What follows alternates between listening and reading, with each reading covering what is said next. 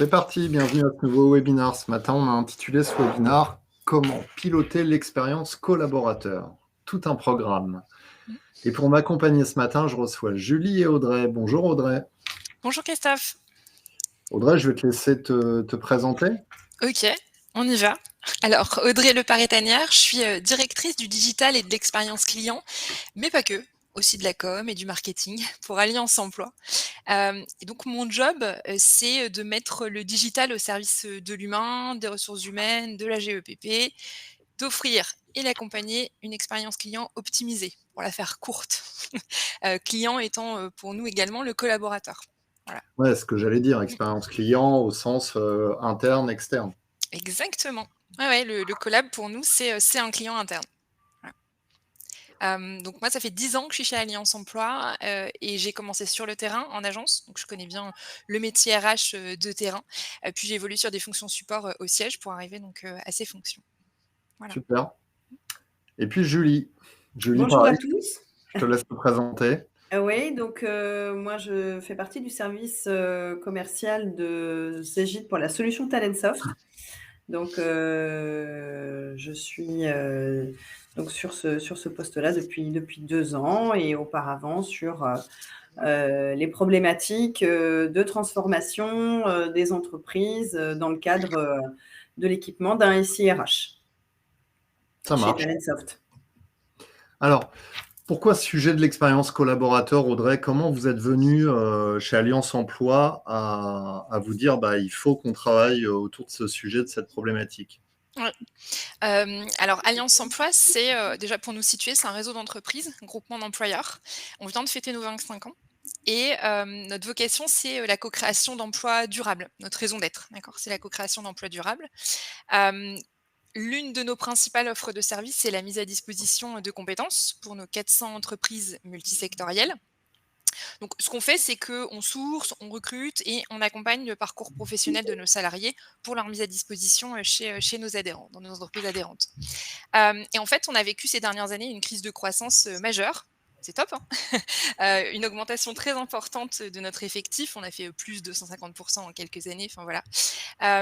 Avec, en parallèle, une digitalisation assez, désordonnée, des prises de décision d'experts métiers, sur, la mise en place d'outils, pas de coordination globale, enfin voilà, ce qu'on peut connaître dans une entreprise qui grossit, et qui a besoin, de processer et de pouvoir, s'organiser. Donc on a un nombre d'outils, explosifs, qui communiquent pas, entre eux. Ça entraîne pour nos métiers RH un fonctionnement en silo. Et donc, il y a eu ce besoin, de repenser, notre fonctionnement de manière générale. Donc on est reparti vraiment de la stratégie, hein. On est allé assez profond, sur ce qu'est Alliance Emploi, notre job, et évidemment, de facto, notre expérience collaborateur. Qu'est-ce qu'on offre du coup à nos clients de manière générale et donc à nos collaborateurs, comme expérience? Donc, c'est pour nous un problème et un besoin de fond de pouvoir, travailler ce sujet-là. Alors ça, cette réflexion, elle a eu lieu quand? Alors ça fait plusieurs années maintenant, qu'on est, sur le sujet. Si tu veux, c'est vraiment la réflexion de base, c'est, qu'est-ce qu'Alliance Emploi apporte, à ses clients de manière générale? Donc ça fait 3 ans qu'on est dessus, on s'est fait accompagner par un cabinet, sur la le notre stratégie, vraiment le fond de notre stratégie, et là, il y a une accélération sur, les 2 dernières années avec vraiment la mise en œuvre de projets précis et ça passe pour nous par, la, phigitalisation. Digitalisation, mais pas que du coup, parce qu'on ne peut pas perdre, cette notion de proximité, avec notre cible principale, notre client principal sur le terrain.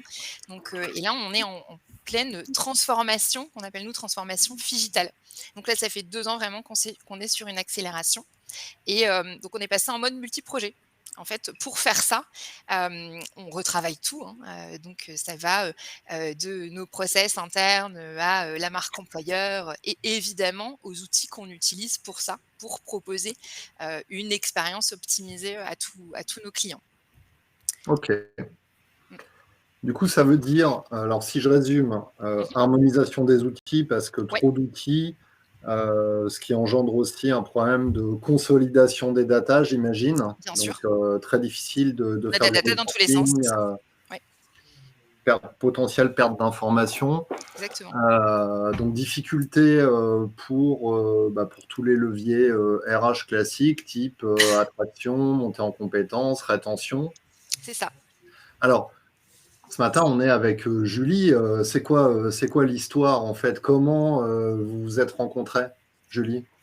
Alors, en fait, on a été sollicité par le cabinet qui accompagnait Alliance Emploi dans ce projet de transformation, et notamment dans le cadre d'un appel d'offres pour expliquer du coup les besoins, les attentes et les enjeux liés à ce projet de transformation digitale, mais pas que, comme l'a dit Audrey tout à l'heure. Et on a eu l'occasion également d'échanger lors d'un salon avec Audrey qui, du coup, a pu s'acculturer avec les différentes solutions du marché et voir de quelle manière elle pouvait être accompagnée dans la concrétisation de ce projet. Bon. Ça a été quoi la démarche, Audrey? J'imagine classique, aide au choix, puisque tu dis que tu as été accompagnée, donc j'imagine qu'il y a une prestation d'aide au choix. Exactement. Ouais. En fait, vraiment, on a choisi de se faire accompagner. Alors, pour moi, en tout cas, il y a vraiment une recette à la mise en œuvre de ce type d'outil. Et en fait, on a travaillé avec ce cabinet à, faire un bilan de notre existant. Voilà, donc déjà comprendre, quelle était notre problématique, notre existant. On a défini le besoin avec nos équipes, donc on a mis en œuvre, des ateliers. Donc là, pour le moment, en interne vraiment, hein, mais avec, du consulting extérieur pour nous aider à prendre du recul, en fait. Alors ça, Ça, c'était hyper important pour nous. c'est hyper important parce Ouais, que tu pars d'une situation A où finalement vous avez fait une espèce de cartographie en vous disant bon bah exactement ça ça. va pas, il y a trop d'outils, les process sont pas stables, il manque, on a des trous dans la raquette. Ouais. À ce moment-là, tu as déjà constitué une équipe projet? Non, pas encore. Là, on est vraiment, dans des ateliers avec nos équipes. On interroge aussi nos personas, hein, forcément. Là, on parle, marketing. Donc on interroge notre cible, hein, nos clients, pour comprendre déjà et bien, cartographier, définir, le besoin. Donc on est vraiment parti de ça au départ. Donc on a mis en place, 10-12 ateliers, avec le cabinet qui nous a accompagnés, le cabinet Adix, que je salue, ici. Et ensuite seulement, on a construit un cahier des charges. Donc sur cette base-là, construction d'un cahier des charges, on a défini des critères discriminants, critères de choix, critères discriminants. Vraiment une grille de choix pour derrière pouvoir choisir la solution. Et en parallèle, on a commencé à constituer l'équipe projet pour pouvoir mener le projet à bien. C'était quoi les critères vraiment prioritaires et éliminatoires? Ouais. Alors, pour nous, on regarde nos enjeux, hein, tu l'as bien résumé, hein, sourcer, recruter, accompagner la montée en compétences, de nos salariés, pour nous et pour, nos entreprises adhérentes. Déjà, il nous fallait un outil cadrant. C'était une des premières choses parce que crise de croissance, besoin de processer, donc on recherchait un outil, cadrant. On a besoin de s'appuyer sur des standards qui font leurs preuves, clairement. Un outil avec du potentiel, donc ça, c'était vraiment un de nos critères majeurs. Une roadmap, innovante, des développeurs en interne, potentiellement, parce qu'on en parlait déjà, de l'IA, dans le scope. En fait, on essaye, nous, toujours d'avoir le coup d'avance. On est, en tout cas, on le pense, assez innovant dans nos façons de fonctionner. Notre objet est déjà un groupement d'employeurs, c'est quelque chose d'un peu innovant à la base. Donc on avait vraiment le besoin de voir ça, dans l'outil, qu'on benchmarkait.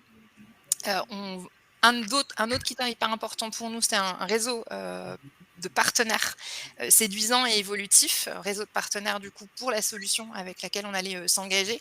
Tu vois, par exemple, on travaille aujourd'hui avec, HubSpot pour, le CRM qui est bon un peu la Rolls et qui a Ouais. un écosystème hyper important. On cherchait quelque chose d'un peu équivalent du coup, pour, le SIRH, qu'on allait, choisir. Hem Un outil capable de travailler avec les meilleurs, dans leur domaine et qui a cette conscience que, parfois il faut, tout simplement, être capable de se ponter avec le meilleur multidiffuseur, les meilleures plateformes de test pour upgrader la solution en propre. Et puis, on cherchait aussi un outil qui nous permettait de faire le lien avec notre propre écosystème, qui est pas simple, enfin notre propre SI. Donc avec des API disponibles, une équipe qui comprend notre besoin, une équipe qui est capable de travailler avec nos autres partenaires. Parce que, je l'ai dit au début, hein, on est en mode multi-projet, donc on met pas seulement en place un SIRH, on met aussi en ce moment, on implémente une GED. On revoit complètement notre expérience client avec un nouveau portail web. On a 2 sites internet aujourd'hui, demain on n'en a plus qu'un avec un portail, vraiment une expérience différenciante. Donc on avait besoin que tout ça toutes ces personnes derrière se parlent et puissent bosser, ensemble. Voilà, Alors donc, c'est du coup, une partie des critères. Il y en a encore d'autres, hein, mais ce que tu dis, c'est déjà l'importance d'avoir un outil qui propose une marketplace comme le fait HubSpot. exactement, exactement. Alors moi, je sais quels outils tu avais sourcés à l'époque. Ils Oui. n'avaient pas tous une marketplace. Non, Parce que des outils qui ont une marketplace sur le marché aujourd'hui, il y en a 1, 2, il y en a peu, 3, 4, 5 sur le il y en a marché, peu. qui adresse le marché français. Ouais, ouais, ouais. Alors, Alors, c'était pas, tu vois, là, c'est tout l'enjeu des critères, hein, et de à quel niveau tu mets ces critères. Mais c'est vrai que en travaillant, du coup, sur ce projet, en rentrant dans le besoin et en construisant le cahier des charges, on a bousculé un peu aussi nos critères et notre ouais. ranking. Et tu vois, ça, en bout de course, on l'a vu aussi comme quelque chose d'ultra impactant, finalement. Et à ce moment de faire le choix entre deux, trois solutions, ça a beaucoup joué, puisque justement, tout évolue très vite et l'IA justement devenait de plus en plus, marquante, imprégnée dans les discours et on s'est dit: «Oh là, attention, si on se lance avec un SIRH qui a pas du tout ça dans le scope, c'est dangereux, pour nous», clairement. Tu peux nous rappeler un peu les forces de la solution, Julie? Alors, là où on va vraiment se différencier sur la solution Talentsoft, c'est avant tout l'expérience utilisateur, que ce soit collaborateur, manager ou métier. C'est une solution qui a été créée à la main du métier, pensée avant tout pour le collaborateur. Donc ça, c'est vraiment notre première force. Deuxième, c'est effectivement cette ouverture à un écosystème, comme l'a dit Audrey, de partenaires à la fois technologiques, donc métiers, hein, pour compléter et enrichir notre offre fonctionnelle, et également de partenaires, on va dire, d'intégrateurs aussi. Et le troisième point, c'est cette capacité à pouvoir intégrer de l'innovation, des nouvelles fonctionnalités, d'intégrer aussi une roadmap innovante, et avec un gros focus, et ça c'est vraiment le point sur lequel on va être au rendez-vous ces prochains mois, c'est sur notre feuille de route comme une priorité, c'est l'IA. Donc intégrer l'IA dans les processus métiers et également au service de l'expérience collaborateur. Ce qui nous va bien.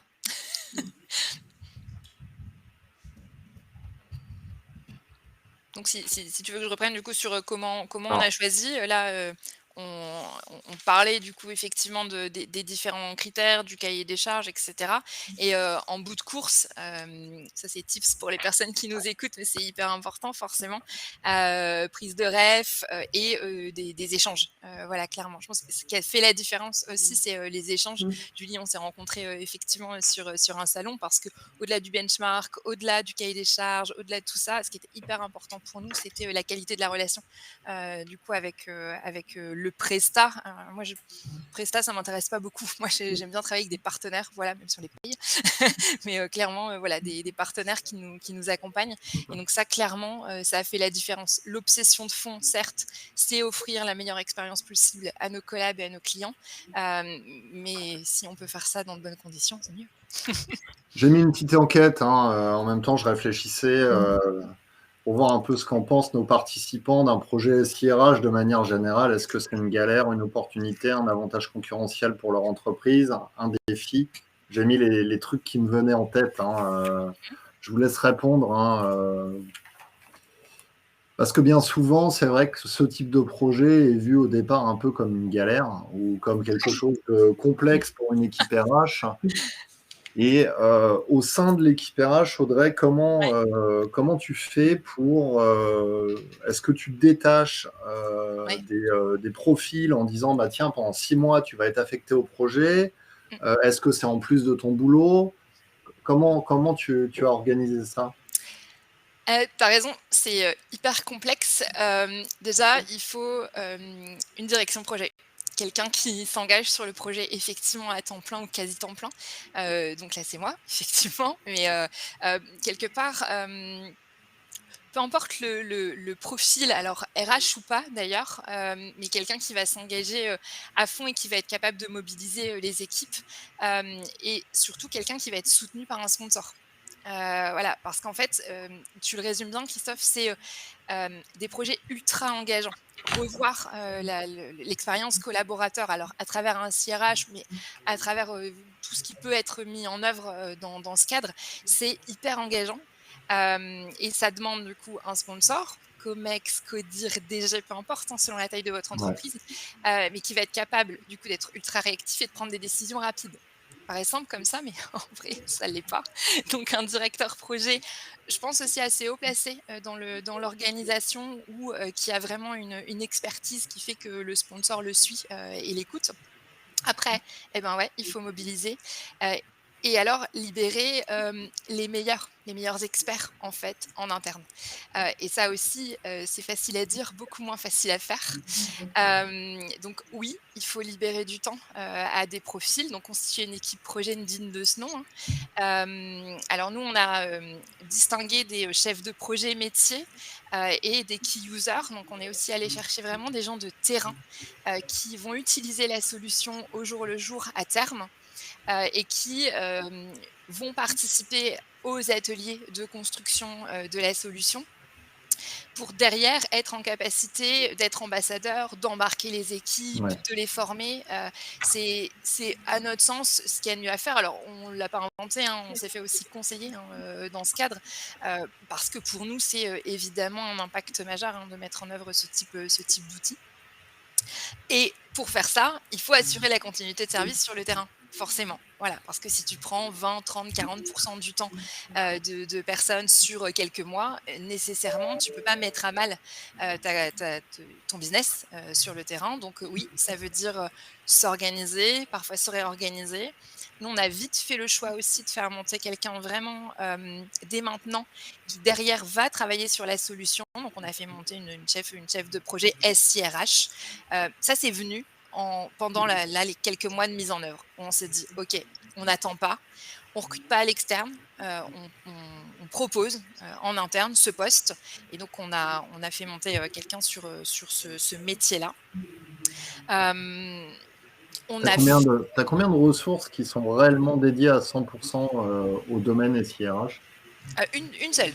Une seule. Aujourd'hui, au domaine SIRH à 100 une seule, du coup, elle s'appelle Ludivine, et on l'a fait monter effectivement ces derniers mois, dernières semaines, hein, sur ce projet. Donc déjà sur la phase projet, puis derrière vraiment elle va piloter, le SIRH en propre. Par contre, j'ai une équipe de, alors 8-9 personnes au global, même un peu plus, pardon, je te dis une bêtise, avec les différents modules, parce que c'est sur plusieurs mois, hein, la mise en œuvre. On a 4 modules, on a pris la suite complète, hein, de Talentsoft, hein, Julie.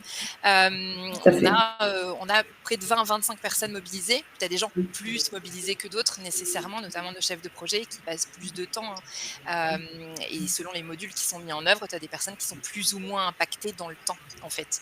Notamment au moment de la recette, des tests, hein, de l'outil. Forcément, l'impact est majeur parce qu'on a besoin de faire une bonne recette, de bons tests, pour derrière être Ouais. sûr de ce Et on sait met que à disposition. la phase de recette applicative, ça peut être très énergivore Exactement, et consommateur de temps. c'est ça. Tu dis 4 modules, tu peux peut-être nous expliquer en quoi ça consiste? Ouais, alors on a mis en œuvre, le socle vraiment, donc là c'est le socle data, hein, avec Talentsoft. Donc là nous, notre enjeu c'était de le faire parler avec notre corps paye facturation, notamment. Et puis, derrière, bah, c'est pour accompagner, toute l'expérience, donc du recrutement à, la formation de nos collaborateurs. Donc on a mis en œuvre, là on est en cours, hein, le module recrutement, le module compétences performance. Donc là c'est pour tout ce qui est entretien annuel, entretien professionnel, et puis pour nous, gérer, piloter, la GEPP, et puis, le module, formation, donc TMS, LMS, pour, tout ce qui va être, learning.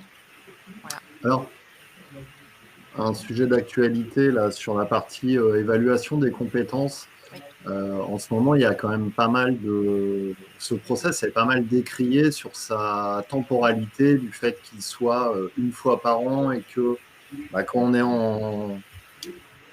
comme toi, en accroissement rapide, etc., on se rend compte qu'une fois par an, c'est peut-être un peu limite, tu vois, en termes de timing. Est-ce que la mise en place de l'outil, est-ce que dans ce cadre-là, vous avez aussi retravaillé les process et la façon Oui.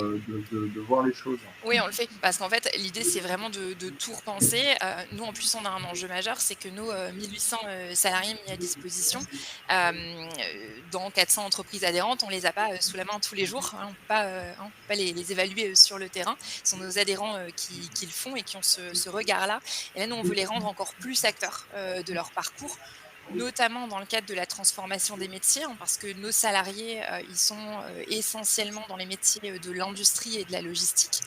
Mais si je te prends juste l'industrie, la transfo des métiers dans ce secteur-là est majeure. Nous, on est sur des territoires où les gigafactories s'implantent, et cetera. Donc là, on a un besoin fort d'accompagner nos salariés sur la transfo majeure de leur métier et leur besoin de pivoter, hein, clairement sur leurs compétences. Donc tu as raison, on ne peut pas attendre seulement une fois par an de travailler là-dessus. On met un point d'honneur aussi à tout ce qui va être mobilité, donc leur donner visibilité sur les offres qui sont à leur disposition pour qu'ils puissent nous faire part de leurs souhaits d'évolution, d'évolution de leur carrière, d'évolution de leur parcours, des besoins de formation. Parce que je suis aujourd'hui opérateur polyvalent dans la prod et je veux devenir technicien de maintenance, ok, super, mais il y a des passerelles, il y a des formations à mettre en œuvre. Donc oui, la mise en œuvre dans la SIRH va nous permettre, enfin dans la SIRH tel que celui-là, hein, va nous permettre vraiment d'accélérer et de les rendre acteurs de leur parcours plus qu'aujourd'hui. Ouais, parce que quand on dit comment piloter l'expérience collaborateur, est-ce qu'on n'aurait pas pu aussi dire comment mieux responsabiliser les collaborateurs dans leur projet de carrière, quelque part? Bien sûr. C'est un peu la tendance actuelle de dire l'entreprise, ok, amène des formations, etc., des objectifs, mais elle ne va pas vous le servir sur un plateau. Il faut aussi que vous, en tant qu'individu, en tant que salarié, vous puissiez vraiment devenir acteur et proactif par rapport à votre carrière. Alors bien évidemment, à condition que l'entreprise te montre les passerelles possibles, les chemins de carrière possibles, etc. C'est ça. En fait, pour ça, ils ont besoin d'être accompagnés. Ils ont besoin effectivement qu'on leur prenne la main, entendons-nous bien, effectivement. Donc, on leur mette à disposition les outils et l'accompagnement RH nécessaire. Donc, tu vois, l'outil, nous, c'est vraiment un moyen aussi et l'automatisation que ça permet, etc. C'est un moyen aussi pour libérer du temps à nos équipes sur le terrain, nos équipes de proximité, nos experts, qui du coup peuvent vraiment mettre en œuvre leur expertise RH en direct avec nos salariés et les accompagner. Alors, à la prise en main des outils qu'ils ont à leur disposition, mais tout simplement à la prise en main de leur parcours et de leur carrière. Julie, quelle est la position de Cégide dans le déroulement d'un projet? Parce que Audrey nous explique un peu son mode de fonctionnement interne. Comment les équipes Cégide interagissent avec leurs clients pendant la phase même d'aide au choix, puis de mise en œuvre des solutions? En fait, on définit très en amont, c'est-à-dire dès les premiers échanges qu'on peut avoir, en l'occurrence avec Audrey et ses équipes, on a déjà la structure d'un dispositif de gouvernance qui sera adapté du coup à la configuration de l'équipe côté client et également vis-à-vis du périmètre fonctionnel qui va être déployé. Donc, de façon générale, on a toujours un directeur de projet qui va être le chef d'orchestre de différents chefs de projet qui chacun vont être spécialisés dans un module de la solution Talentsoft. Donc, on a une gouvernance qui reste assez simple. Pourquoi? Parce que l'objectif aussi, c'est de pouvoir avoir une organisation flexible qui puisse s'adapter aussi aux différents types d'organisation et pouvoir assurer un déploiement rapide, c'est-à-dire de ne pas être dans un effet projet, effet tunnel qui peut durer des mois, voire des années, où on n'en voit jamais le bout. Donc, notre organisation est adaptée à la méthodologie projet. Elle est flexible et elle est rationalisée également. Et toujours adaptée au contexte client, en fait. C'est fluide, Audrey? dans la Ouais, pratique?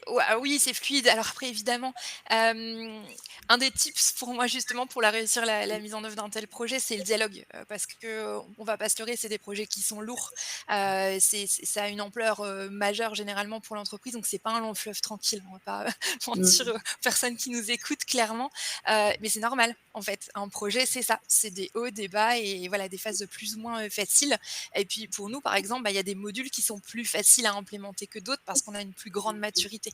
Le module en ce moment qu'on met en œuvre, le module performance, il est plus difficile pour nous à mettre en œuvre en interne et on a un besoin fort d'accompagnement et il y a une bonne agilité du coup en face effectivement de l'équipe CJ de Talentsoft avec une bonne complémentarité. Ça pouvait être une de nos craintes, hein, clairement, en travaillant avec une entreprise comme Cégide.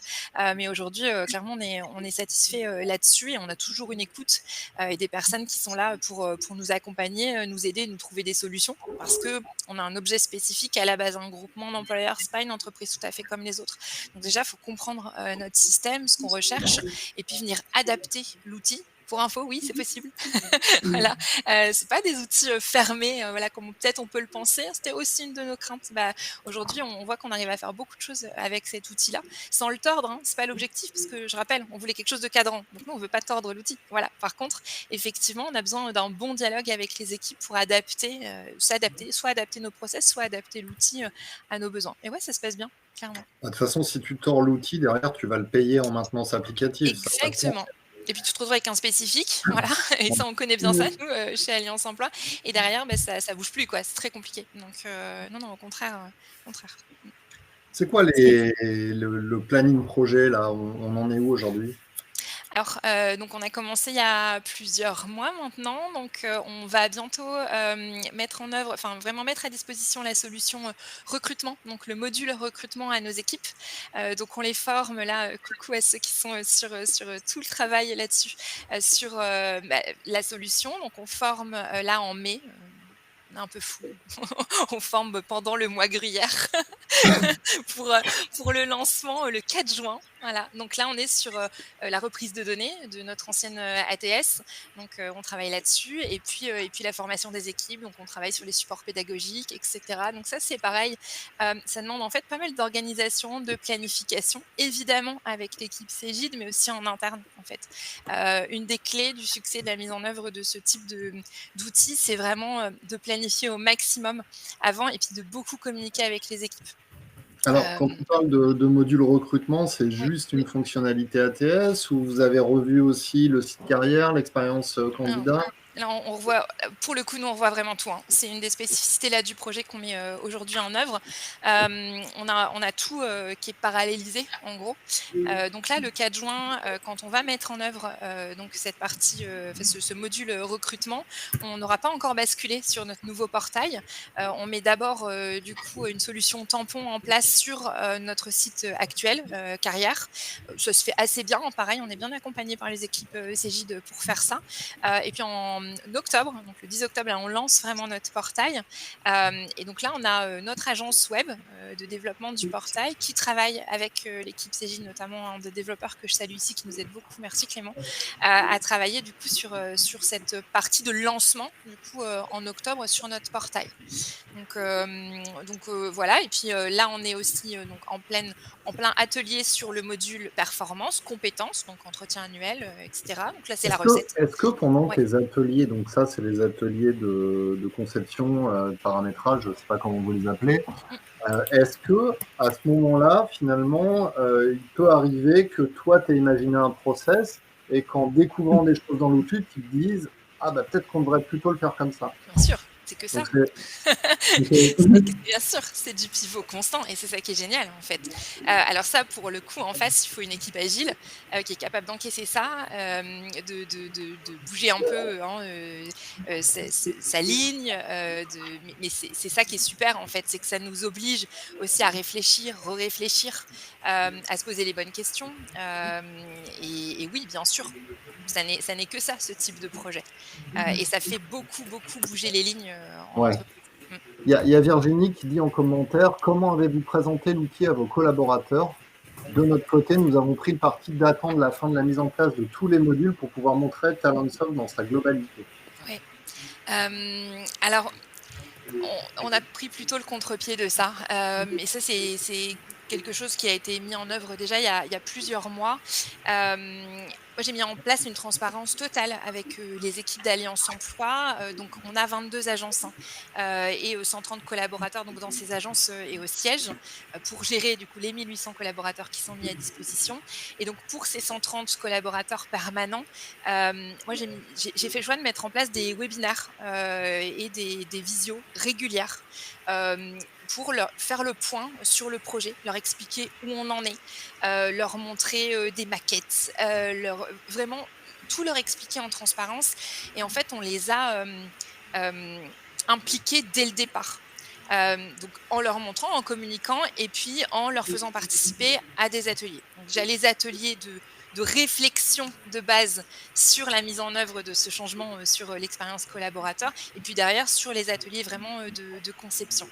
Donc ça nous permet aujourd'hui d'avoir des équipes, qui, ont plus qu'une envie, c'est d'appuyer sur le bouton, Ouais, et ça de génère de basculer en l'engagement. fait. Ouais, ouais. Alors, forcément il y a une promesse, donc là va falloir être à la hauteur. Mais comme ils ont participé, ils sont vraiment partie prenante et ils ont plus qu'une envie, c'est go, quoi. Mmh. C'est quoi les principales, enfin, quand tu as démarré ce projet, bon, vous avez fait votre cahier des charges, une feuille de route. J'imagine qu'il y a des KPIs à atteindre, un retour sur investissement potentiel. C'est quoi les objectifs qui vont être potentiellement mesurables? Ouais. Alors les KPI, effectivement, on en a beaucoup, notamment par rapport à notre portail. Parce que si tu veux, Cegid, Talentsoft, la solution va être pontée du coup, à notre portail, à l'expérience qu'on va proposer sur ce portail, à nos prospects, nos adhérents et à nos candidats, qu'on espère le plus possible devenir, salariés collaborateurs. Donc on va attendre évidemment, plus de candidatures par rapport, à ce qu'on a aujourd'hui. Donc on a défini des choses très précises, hein, mais je ne vais pas, rentrer, là-dedans. Évidemment plus de visiteurs, sur notre site, donc une meilleure attractivité. Un pourcentage important, le plus important possible de salariés qui s'approprient l'outil. Parce que l'idée, c'est Ouais. qu'aujourd'hui, il faut juste savoir que nos salariés sur le terrain n'utilisent pas, d'outils, de ce type. Leur entretien annuel, leur entretien professionnel, au pire, ils le remplissent sur papier et nous le transmettent, hein. Voilà, on est vraiment encore, très, papier avec des flux très peu digitalisés pour ces 1 800 salariés. Donc là, c'est qu'un maximum d'entre eux s'approprient l'outil, donc ça va demander une grosse acculturation, un gros accompagnement nécessairement.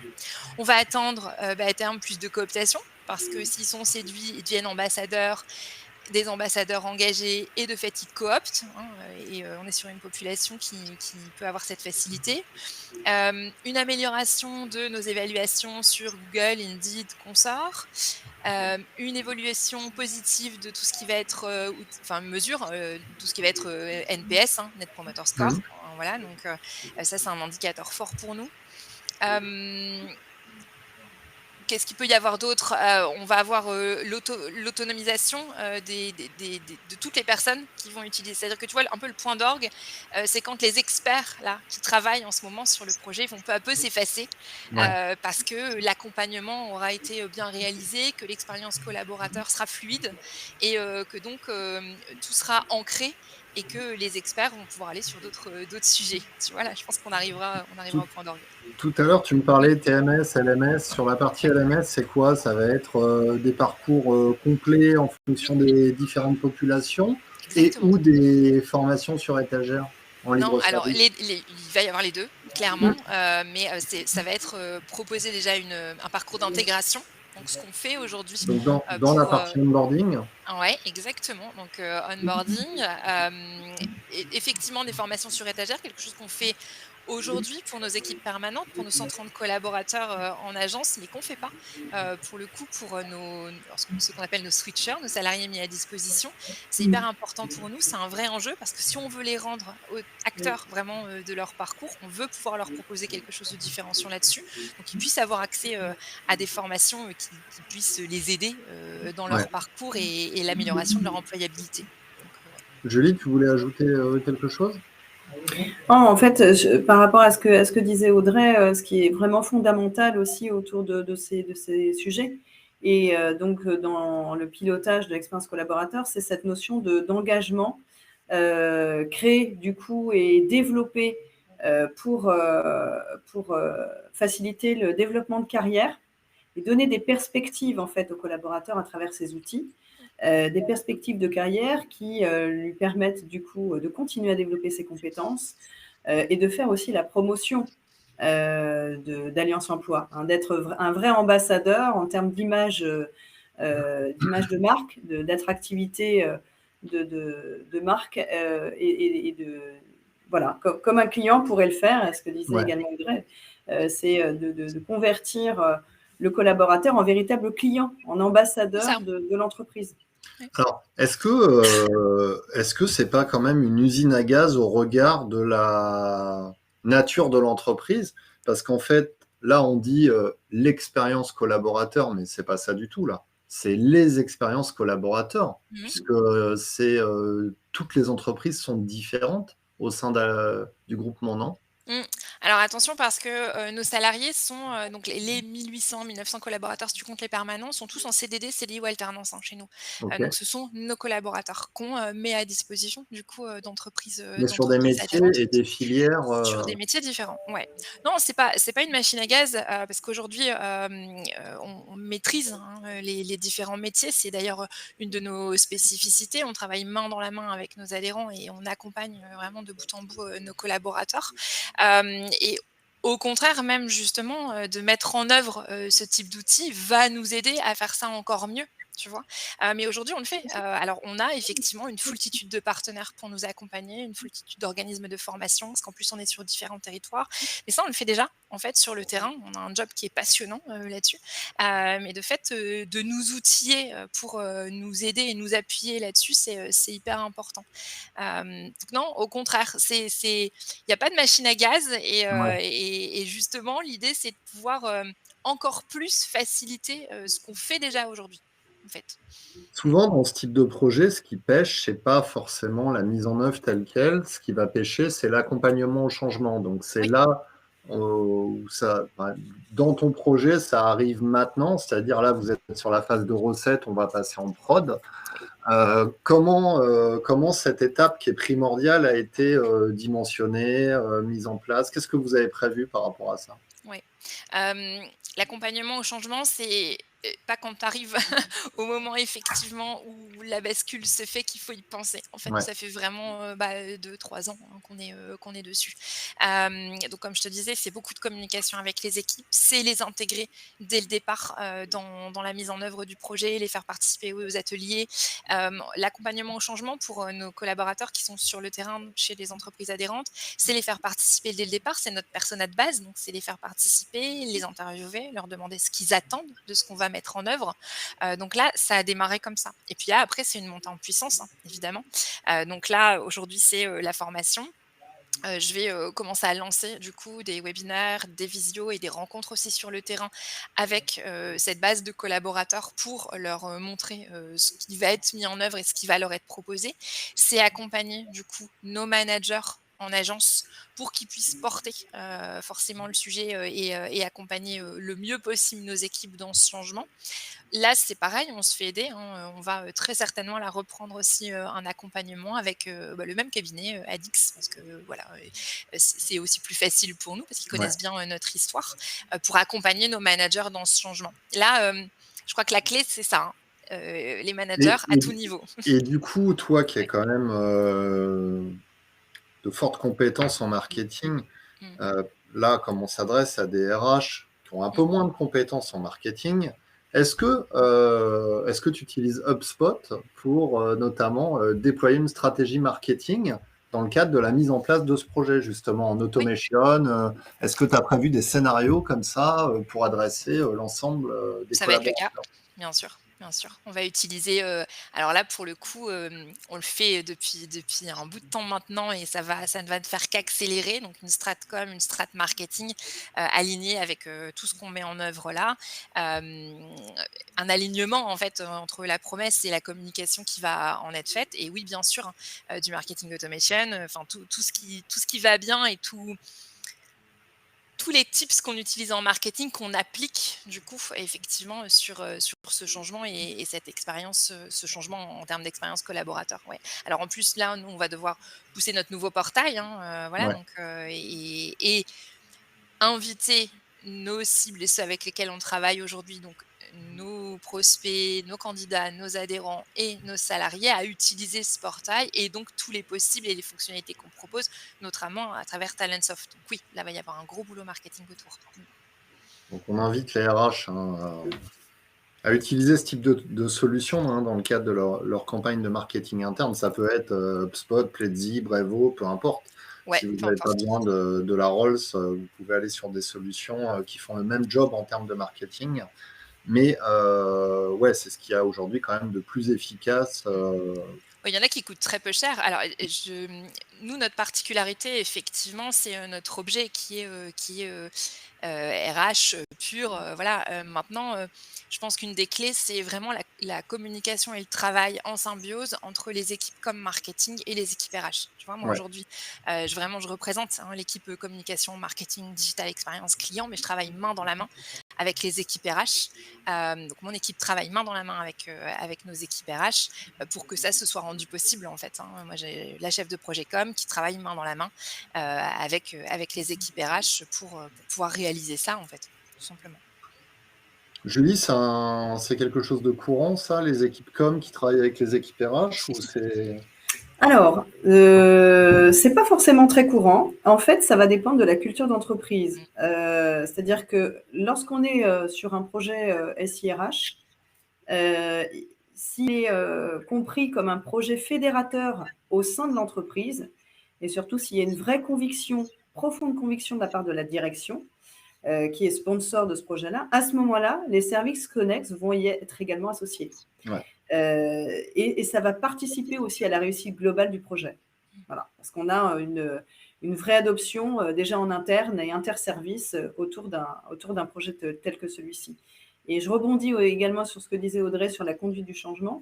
Oui, ça se travaille en amont et également avec le support au plus haut niveau dans les organisations d'entreprise pour ensuite redescendre auprès des équipes plus opérationnelles métiers pour du coup avoir une adoption auprès des collaborateurs et des utilisateurs finaux. Mais ça nécessite aussi une conduite du changement. C'est un incontournable lorsqu'on met en place un projet SIRH. Il faut vraiment le prendre en compte dans les étapes de construction jusqu'à la concrétisation d'un projet comme celui-ci. Nous, on s'est formés, hein. Enfin, moi, je me suis formée à Ouais. la conduite du changement. Enfin, là, c'est pour le coup, hein, ça paraît évident, mais on s'est formé à la conduite de projet, conduite du changement à plusieurs niveaux hein, pour être capable de travailler de cette manière-là aujourd'hui et d'avoir les bons réflexes, en fait. Même si tu fais pas ça de manière parfaite, voilà, parce que la conduite du changement, quand tu te formes, c'est tu te formes pendant 2 jours, tu te dis mon Dieu, comment je vais mettre tout ça en place. Et puis en fait, c'est surtout voilà d'intégrer des tips, un peu des évidences en fait et que tu vas pouvoir mettre en œuvre sur le terrain. C'est pas si compliqué finalement à partir du moment où tu l'intègres Ouais. et dans la logique d'accompagnement. Mais Ça souvent, marche. c'est les services RH qui gèrent cette partie-là, Oui. communication et accompagnement au changement en interne. Dans 90% des cas. Ah bah oui. Et qui se fait parfois tout simplement accompagner, appuyé par l'équipe communication. Voilà, c'est souvent ça le schéma hein, et c'est logique. Oui. La particularité de nous concernant, c'est que effectivement, j'ai pris la direction de ce projet et que j'ai une casquette à la base terrain, RH, etc. Donc je combinais un peu tout ça. Mais effectivement, tu as raison, Julie, le schéma le plus classique, c'est les RH appuyés par la com. Ouais. Quand on a un service comme Quand il y a un service com, bien sûr, tu as raison. Après, il faut aller chercher sinon les appétences, hein. Et je crois que ça aussi, c'est hyper important. On a fait, nous, un appel à volontariat. Qui avait envie de travailler sur ce projet? Quelles compétences? Qui a quoi à apporter sur ce type de projet? Et là, tu découvres aussi hein, des appétences et des envies dans les équipes d'accompagner telle ou telle partie du projet. Et je pense que ça peut très bien fonctionner dans une plus petite structure qui n'est pas nécessairement processée comme nous, avec une équipe RH, une équipe com, etc. Et des gens qui vont dire: «Ah bah, moi cette partie-là, je veux bien y aller banco». Ouais, ça peut fonctionner comme ça aussi, je pense. Bon, bah top. On touche à la fin de ce webinaire. Donc, si on devait retenir 3 choses en conclusion, on va rebondir là sur ce que tu viens de dire, Audrey.